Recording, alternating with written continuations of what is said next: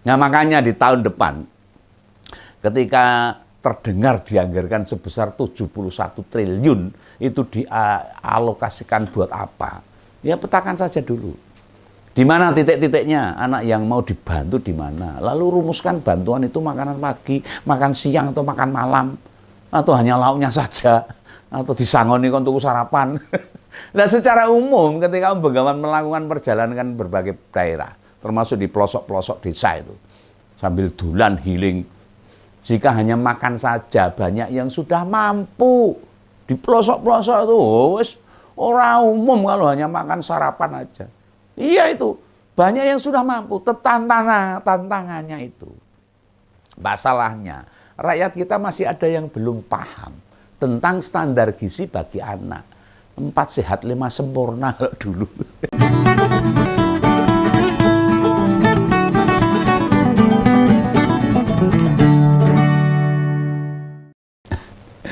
Ini janjanya loh ini. Begawan ini saras-sarasen ini. Males nih bicara tentang program makan gratis ini. Nah, bagaimana sampai 4 bulan dari pergantian presiden, konsep makan bergizi sama sekali belum kebayang skemanya. Jalan gini piye itu loh. Nah, sementara tim transisi dan sinkronisasi kedua kalinya bertemu dengan Menteri Keuangan. Ya, yang pasti mematangkan lah implementasi akan seperti apa, ngelakok nih piye itu.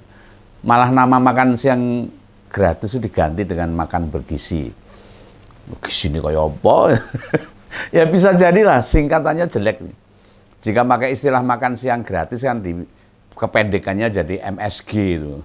MSG sendiri kan ditetik dengan micin, bumbu masak. Meskipun sebenarnya kepanjangannya yang benar tuh monosodium glutamat, glutamat.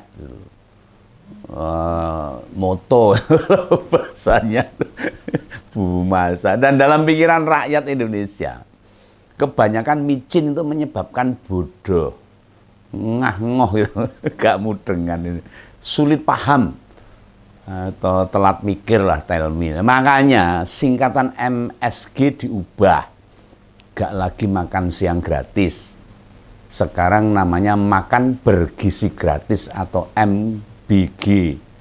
Nah, tim Pak Prabowo itu ketemu lagi sama Bu Sri Mulyani kemarin. Lalu bersepakat, biar met tuh. Pada awalnya implementasi, maksudnya MBG. Jadi MGG akan disediakan dana 71 triliun. Menggunakan gratis urusan media. 71 triliun. Aduh, gede juga nih duit yang disediakan di tahun pertama ini. Namun bila kita nyimak apa yang disampaikan Menteri Keuangan, posisi duitnya asalnya dari mana, serta ditaruh di mana, yang jalanin siapa itu belum ada kejelasan. Ya mau anggarannya tok 71 triliun. Gumadang itu makanan bergizi. Lah kata tim sinkronisasi Pak Thomas Jiwandono masih akan dipelajari dulu. Breakdown yang pas itu seperti apa. Finalisasi skemanya masih dirumuskan. Ijo dihitung-hitung meneh. Wah, anggarannya sudah diputuskan 71 triliun ijo dihitung. Ijo digarap itu. Si dopora ini belum tahu, masyarakat masih bingung. Belum ada mekanisme yang pas. Ya mungkin lah. Lah mau bagaimanapun hingga tahun depan program ini mau dijalankan, pasti banyak yang dipertanyakan. Lah yang punya ide saja hingga sekarang belum punya gambaran jelas kok. Harpiye itu belas. Bagaimana menjalankan program itu kok. Mbok sudahlah. Nek memang nggak realistis, nggak nalar dari besaran anggaran maupun implementasinya, lebih baik dibatalkan saja. Nggak usah malu. Daripada amburadul itu nanti. Kita jauh akan lebih menyesal bila program itu dijalankan namun dampaknya tidak signifikan. Nek manfaatnya blas mau madang kok. Mosok sejak musim kampanye sampai menang pilpres belum nemu juga skemanya. Carane piye kan belum nemu tuh. Itu menandakan bahwa ini program yang tidak implementatif, sulit dijalankan. Ngakui itu saja sulit ya setengah mati. Lah dibanding nanti pas sudah jalan baru menyesal kan malah rugi semuanya no. Ya rugi duit, rugi waktu, rugi banyak itu. Ya lebih baik dibatalkan dan diganti dengan program yang lain. Mumpung belum kasep, sebelum terlambat maksud saya itu. Nggak perlu malu lah mengakui. Nah, jika makanan bergizi, jika makan bergizi itu memang tidak layak, bisa dijamin bila program ini dibatalkan. Pilpres juga akan diulang loh.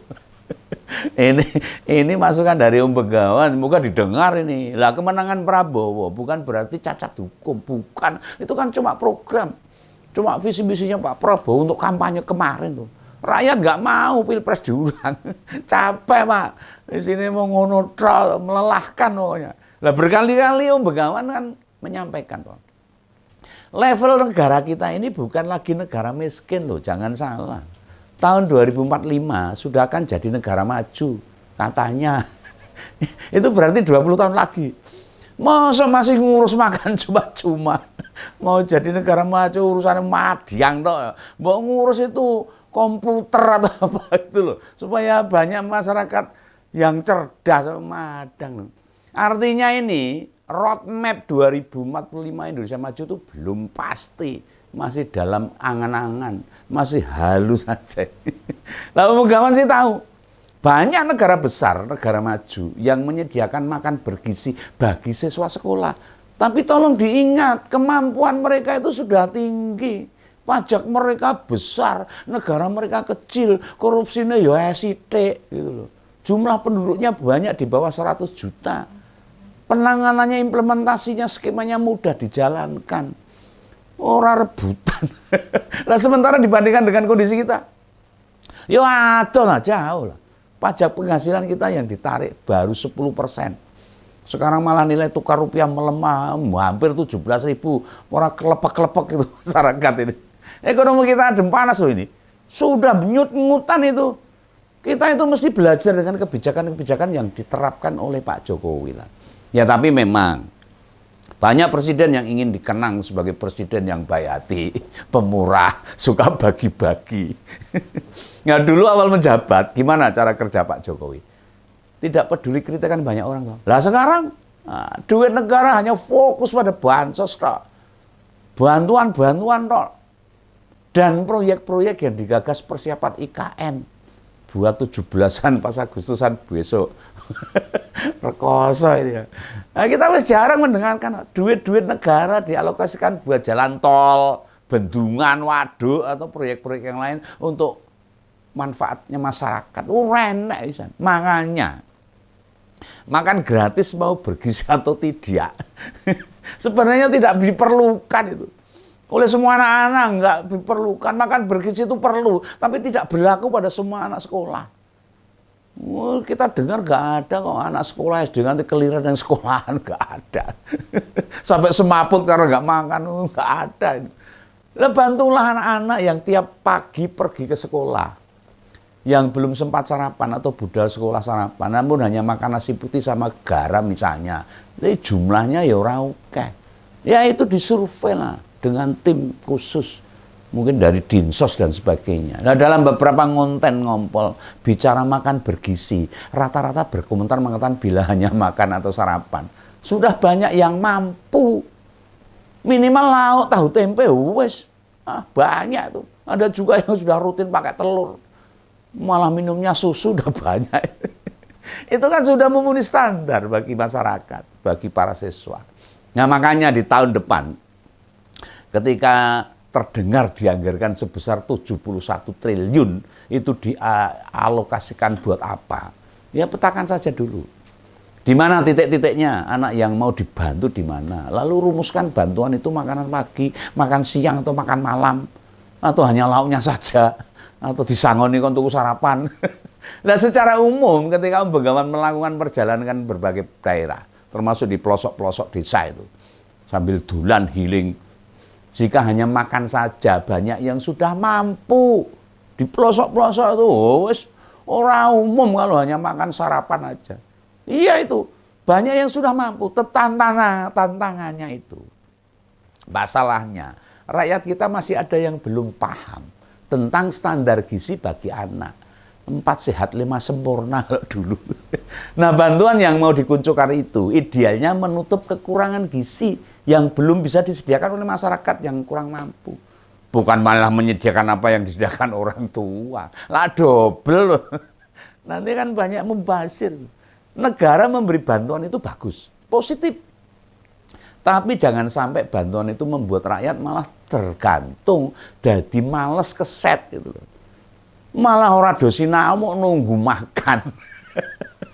Hidup ini kan tanggung jawabnya setiap orang tua toh, mahasiswa apalagi. Setiap warga negara bisa sehat, bisa sekolah, bisa kerja sesuai dengan kemampuannya itu. Itu yang dijamin negara harus. Bagi yang kurang mampu, ya monggolah dibantu. Dipikirkan biar mereka kemudian mampu men-survive dengan apa yang dimilikinya. Ya sudah banyak orang mempertanyakan konsep ngasih makan bergizi ini untuk semua anak di seluruh Indonesia loh, hingga ibu hamil maupun menyusui.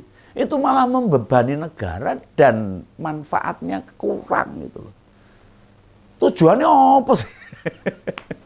Anggarannya gede, hasilnya nggak ada.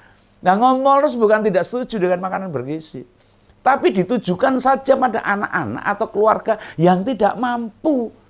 Problem sumber daya kita itu bukan hanya dari gizi saja loh. Iya, tetapi sistem pendidikan kita juga butuh dibenahi.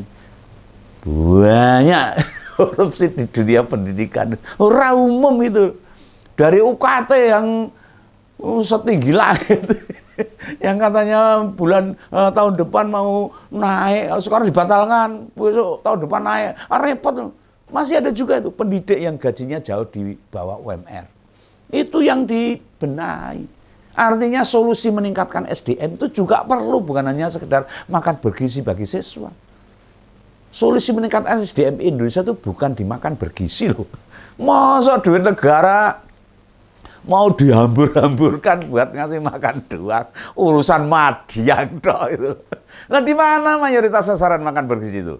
Sasarannya apa? Sudah mampu dicukupi orang tua siswa.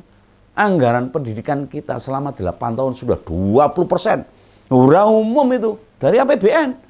Tapi keluaran pendidikan kita relatif belum kita rasakan sama-sama. Mana kemajuan pendidikan di Indonesia? Malah amburadul toh. Gonta-ganti kurikulum, marai bingung siswanya. Pendidikan mestinya membuat kita cerdas, pintar, meringankan negara. Lah bila makan bergizi malah bikin repot.